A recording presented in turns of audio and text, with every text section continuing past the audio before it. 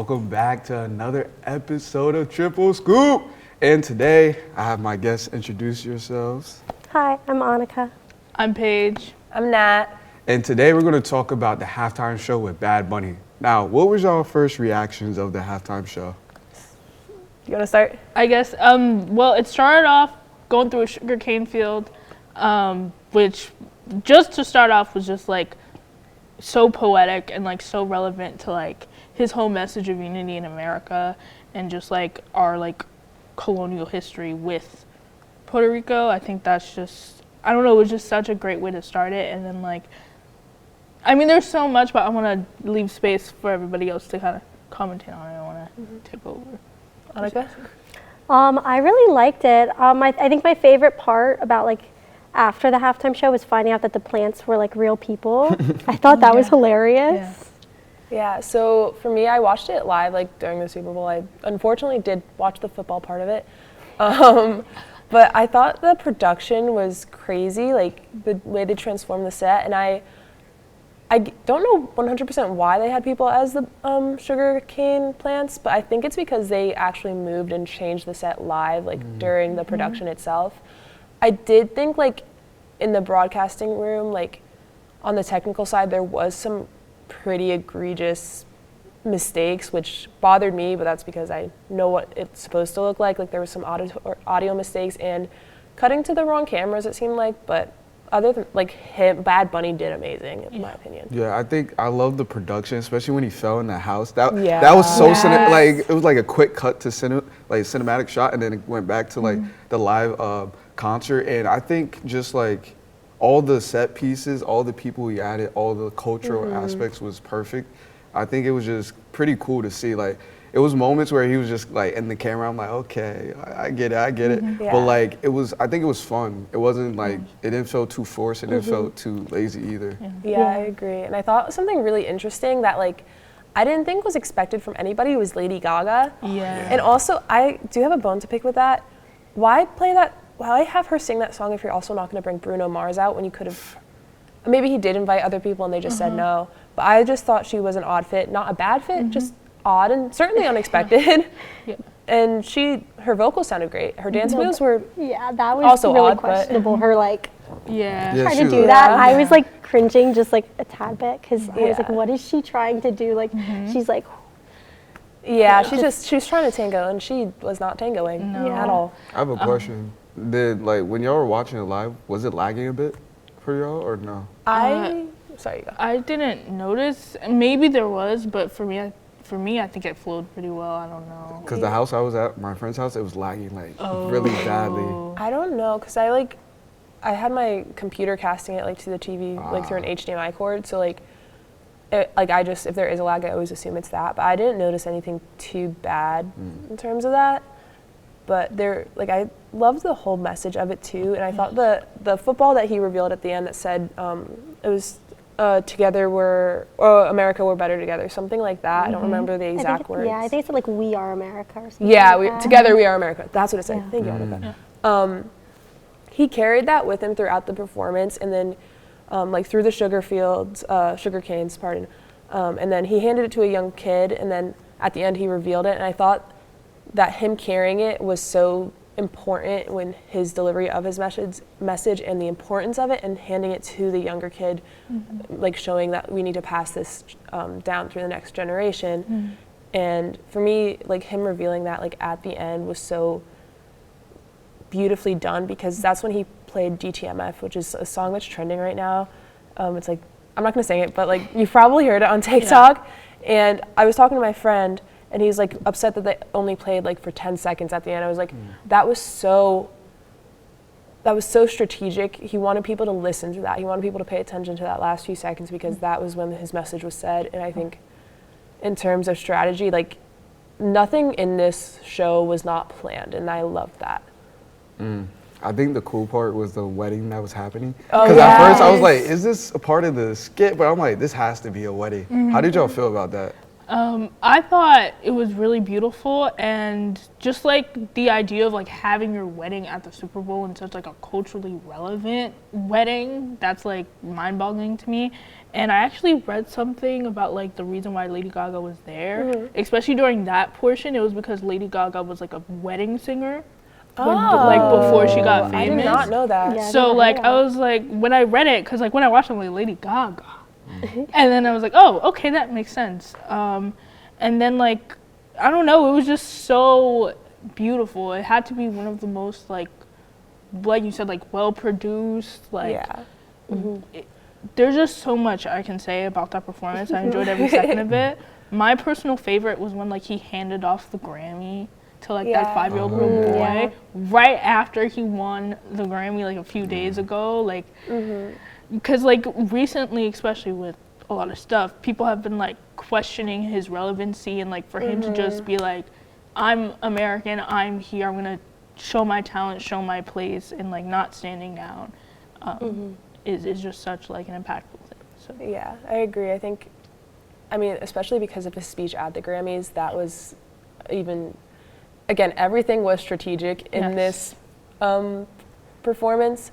But going back to the wedding, if you're getting married during the Super Bowl halftime show, you think you'd be a little more excited. They seem to just be like, it looked like, honestly, they were renewing their vows if it was like real. Like, I would be like, oh my God. Well, they were probably nervous. Yeah, I was too. about to say, I feel like that would be very intimidating. And you're on like, TV too. It's like But I feel like if you're agreeing to that, like you have to be like comfortable with it. Like, but it's also like, even like when you're just getting married in like a regular venue, it's very like intimidating, nervous, let alone on one of the biggest stages in the world. I've never been to a wedding, so I don't know. Who do you think will be the next headliner for the halftime show?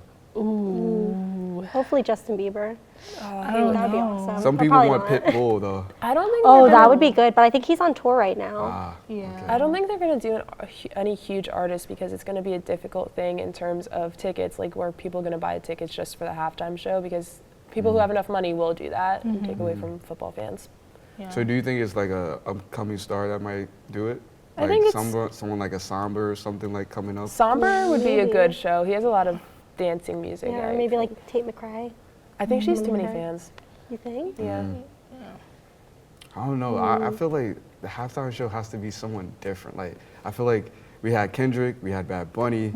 It might be someone that's relevant of 2026, and I'm wondering who that's going to be. Could be Olivia Dean. She's been getting popular, so I feel like the halftime show is just going to be interesting. Definitely. And it's going to be interesting because there's a lot that could change in 2026, a lot. And this was fun talking about the halftime. Now let's go to the next segment. And welcome back to our next segment here on Triple Scoop. Now guys, first of all, I'm very excited to be talking about this segment. I treat the Oscars like it's the Super Bowl, but I watch the Super Bowl too. I'm not a nerd, guys. I'm not a nerd. I watch the Super Bowl too. I mean, first of all, I think we got a really good list of films, of actors, actresses, directors. I think it's going to be a really exciting Oscar just because there's so many people who could win. But I wanted to jump right in to actor in a leading role. And of course, the first person on this list is Mr. Marty Supreme himself, Timothée Chalamet. I mean, I know you've got something to say about Timothée Chalamet. I feel like he's the favorite. Like, I don't think anybody. I mean, Leonardo did well. Michael B. Jordan did well too. But I just feel like Timothée commanded that role. Like, he really put his sweat and tears in that role. Like, everything in that role. So I think he's the favorite to win it. I don't know. I want to say Michael B. Jordan. Why? He's just Michael B. Jordan. I know a lot of people out there don't like him because, I don't know, he gives them the creeps or whatever. But he was so good in Sinners, not to mention him playing himself twice. Yeah. Twice. Yeah. And still doing amazing character duality. I believe Tom Hardy is the only other person to win an Oscar by playing himself twice. I could be wrong, but I just remember his Mafia movie where he does play himself. He does play like twins. It's like a really good movie. I don't remember what it was called, but I digress. Look it up. It's a very good film. What about you, Ava? You know, I think that this is like a really good list of actors. I think I'm gonna have to go Timothy Chalamet. Marty Supreme, you know, it's great film. I love ping pong. Really? I do. Yeah. For real? I won a ping pong tournament once. Really? Oh, No. slight That- flex, I slight never knew flex. that about you, Ava. That's very Yeah. interesting. I think Timothy Chalamet is having his year of He is. 2020. Yeah. Him I will and say Bad that. Bunny are like, they're having their craziest years so They far. are. I'll ask Some- you this: if I told you 2 years ago Timothy Chalamet would have had the success he did at this point, would you believe me? No. Actually, Yes. you know what? I disagree with what I just said. I think Hold he on. would have because of Dune. Yeah. Okay, yeah, true. I knew he was going to be a great success when I saw that monologue in Little Women, all right? Let's get real. Let's get Can't real. forget about Okay, that. don't get me started. All right. We're getting a little. Come on. Come on. I mean, like, I liked One Battle After Another, but I really think it's those two between Timothy Chalamet and Michael B. Jordan. Just because Sinners was such like, it was an adventure to me. Like, I loved, I don't want to spoil too much of it, but I loved how it kind of traverses on different themes. Like the vampires are supposed to symbolize, kind of like, there's supposed to be people who are like trying to take out the culture, and like you see it through the movie. There's like different kinds of music from different, you know, different decades and such, and it's really interesting to like look upon those themes and like see what the film is actually about. Actors in a supporting role: Benicio del Toro in One Battle After Another, Delroy Lindo in Sinners, Sean Penn. First of all, Sean Penn, like, he's built for this movie. I'm not talking about like it fits him. He was like, he I was didn't like know looking, that. you know, looking pretty good in that movie. I can't. I don't know if you guys saw that movie, but like you got a Sean man crush. Penn, that built. Oh Convinced my to put on the god. watch list. Sean Penn, I feel like he deserves to win it. Or like, it's tough because Yeah, Ava. it's tough. It's tough. You heard it first, guys. Ava can't wait to watch this movie when she gets home. It's tough because Benicio did well, but like Sean Penn, like the way he like played that role was killed so it. like he killed it. Like killed it. He was very like weird. He was strange. I Very mean, strange. a hidden mention from here: Stellan Skarsgård for sentimental value. The Skarsgård family is like a top tier wait, acting family. Like almost I didn't everyone in even that think about family that. is like a great actor. Am I hearing nepotism, or are they just talented? No, they No, really they're are actually talented. Okay, Bill okay. Skarsgård is One of them is it. I'm just checking. one of them is it. Oh, yes, yes, Yep. yes. Yeah. He is Pennywise. But actress in a leading role, starting with Jessie Buckley for Hamnet, Rose Byrne for If I Had Legs, I'd Kick You, Emma Stone What a title. for Begonia. I've never heard of Begonia. I heard This is of the it. first time I've ever heard it. I keep seeing ads for that. Kate I've never, Hudson. Yeah, like, I I've never mean, seen like a that. trailer or Yeah. So anyone who do you talking think about is it. going to win? For actress, Actress, yeah. Definitely Emma Stone. I think Emma Stone just because I know her more. Yeah, and I don't. feel like I just I look feel like love it. Hamnet's been getting a lot of love. Yeah. really, Jessie I've heard Buckley. about Hamnet. Yeah, she's. I don't been know if getting it's a lot of good love. film, but I've heard a lot about it. Cause she's been winning like the other awards, like the critics and stuff like that. She's the one that's been winning the most. I would just love another Emma Stone acceptance speech. They're like my highlight. Yeah, she had a really good work. I watched Sentimental Value, so I want Renette to win, but like I think Jessie Buckley will Yeah. win, so I Fair. think she'll win. Unless you guys know your directors, we can skip to Best Picture. I would love to talk about directing. I know a little bit. You know a some little of these bit? directors. Yeah. Josh Safdie for Marty Supreme is going to win. I think the visuals for that film are really entertaining. I think Same thing with Ryan Coogler in Sinners. it's a tough one. Honestly, they all like. Yeah, this is a tough one That is a tough call. I because feel they're like all the- really good. I feel like the cinematography in Sinners though was like top It was tier. really good. But lastly, I really want to talk about Best Picture, and there's a lot of nominees. F1. For Best Picture, Yeah, though, that's the most. that is random one. it's an amazing movie, but not the Best Picture Yeah. kind of movie. What would the picture be? Just Brad Pitt standing near a car? Cars go vroom. I think I hate to glaze, but Marty Supreme is going to win. I I think keep so. glazing Marty Supreme and Sinners, but like those two movies are really good, They're visually the front wise, runner. They're the acting front runners. wise. You know, Train Dreams visuals are really good, but I've I don't heard know it- if they're gonna get that. I think true. Train's Dreams was the movie that that they record not in a they record differently. I don't remember what it's called. It's like the rule of thirds, I think it's called. He doesn't. That movie isn't like it doesn't follow the rule of thirds. It like a lot of it is like corners, from what I remember. I could be wrong too, but I remember seeing something where they didn't follow the rule of thirds, and that's why it's like that. Okay. It's what makes it interesting. Yeah, Better take, instead of F1, Frankenstein. I have to say, the cinematography in the film told the story. Even if you just watch that movie completely silent, you would still feel the same way. Wow. Hot take. I'm gonna have to watch that silent then. I like 'cause That's a good test, I think. Is it a test? I think it's a good test to see how much the movie is. Yeah. I think Sinners is going to win though. And I would say probably. Sinners is definitely like the front runner, I think. And I Marty think Supreme. Sinners would be. I think Sinners would win for Michael Jordan, but I think Marty Supreme would win Best Picture just because of the hype before it, during it, and like even now it's pretty. Should be interesting. But That's a good. that is gonna wrap up our Oscar Super Bowl segment, guys. I'm excited to watch Frankenstein when I get home. Ava's excited to watch Sean Penn when she gets home. But we're gonna take it to our final segment here on Triple Scoop.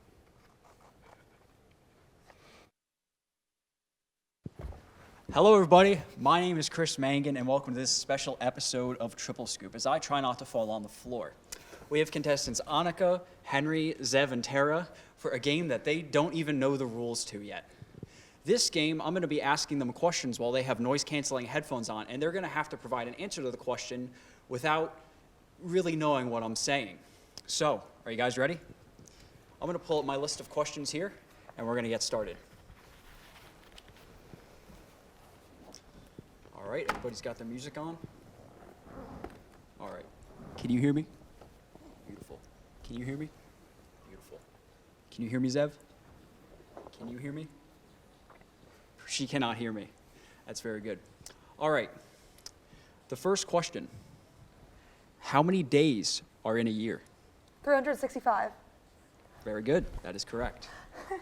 The next question. What month is after July? August. August. We had two correct answers there. All right. Let's see what other questions we have in this list. Who painted the Mona Lisa? Limousine. Who painted the Mona Lisa?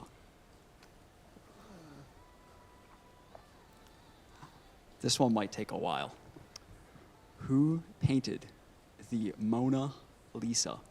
Oh, Leonardo da Vinci. Leonardo da Vinci. Zev has some wonderful music telling him that Leonardo painted the Mona Lisa. How many wheels are on a bicycle? Massachusetts. That's what I'm saying. Massachusetts. How many wheels are on a bicycle? How many wheels are on a bike? 2? 2. That's Wait, very what? good. That is a very good answer. Much different than Massachusetts, which is a wildly different answer. What ship sank in the Atlantic Ocean in 1912? What? What ship sank in the Atlantic Ocean in 1912? Something about 12 and the ocean. That's I'm the right hearing track. Ocean 12. Well, I hope you're seeing it because See, I didn't hear that part. perfect. What ship sank in the ocean in 1912? Titanic? Titanic. Bang! What I want to guess. I think Zev is the MVP at this. Next question. What country is north of Mexico? United country? States. United States. What? All right, let's find some more questions. What is the capital of France? Paris. Paris. That's very good. All right. We're going to find some more questions here. What utensil do you eat pasta with? What? What utensil do you eat pasta with? A fork? What schedule Is this do a you food eat question? lunch? A fork. A fork? That's very good.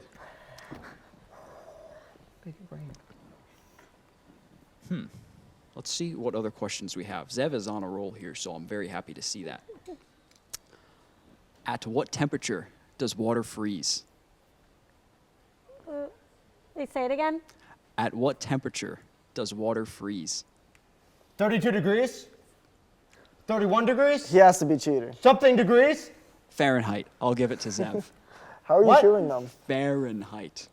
Fahrenheit? Yes. Fahrenheit. Zev Coleman, 2026. All right. Let's see what other questions we have. What ingredient do bees make? What ingredient do bees make? Honey! Honey. That's very good. She's so happy. What instrument has black and white keys? What instrument? Wait, say it again. Guitar. What instrument has black Piano. and white keys? That is correct. Piano? Piano. All right. What is the shape of a soccer ball? What? What is the shape of a soccer ball? Is What, a something soccer half an ball? elbow? Circle? Like, are you saying what shape is a Square? soccer ball? A sphere? A sphere. That's very Wait, good. was that right? That's right. That is the correct answer. The shape of a soccer ball is in fact a sphere. All right. Let's see what other questions we have here. How many cents are in a dime? How many? How Something many, about a dime. How many cents are in a dime? 10? 10. That's 10? very good. Is that it? Yeah. We'll continue the money questions. What president is on a $20 bill? Andrew Jackson? Andrew Jackson. That is correct. Yo, turn this music up. I know, Zev. Bring it on. I don't Bring know it what- on. Let's I don't know go. what Zev's listening to, but he's got to turn it up. What music are you listening to? What music What are you music? listening to? Are we listening What to? music am I listening to? Is that the question? Yes. I'm listening to Kingdom by Downstate, Cody Rhodes' theme song, Bada Bing, Bada Boom. That's how it's done. Can you turn your music up? It is up. Oh, okay. Well, it was worth a try. That one I don't know is a good one. Okay. In what country is Christ the Redeemer? What country? In Country? what country is Christ the Redeemer? Do you say country? Yes, I did say country. What country is Christ the Redeemer in? Are you saying like what France? country does something? Yes. No. What country is next to Denmark? No. Zimbabwe. What country is the statue Christ the Redeemer in? United Kingdom. Not the United Kingdom. I don't know that a geography question would be the best. We'll give it 2 more tries. What country is Christ the Redeemer in? North Italy? North Is it Italy? It is not Italy. Australia. What country? No. The answer is Brazil. Brazil. Brazil. Brazil. Brazil, yeah. I'll tell you later. So, all right. I like the geography questions, though. They're very fun. Like, I don't know, I love the geography questions. Here we go. How many wheels are on a tricycle? How many wheels Are are on a? tricycle? How many wheels are on a tricycle? Train? 1, Not 1. 3, 3. 3. Oh, a tricycle. Yeah. Oh. All right, everybody. You can take your headphones off. So I think Zev we have to do the tally officially, but I think Zev did a very nice job. That's what I The do. question that you guys didn't get, I was asking where Christ the Redeemer was, the statue. Oh, that's the United Kingdom. No, that's Well, I in wouldn't know Brazil. the answer Oh, you know, anyway. Anyways, thank you guys so much for tuning into this episode of Triple Scoop, and we'll see you very soon. Oh no.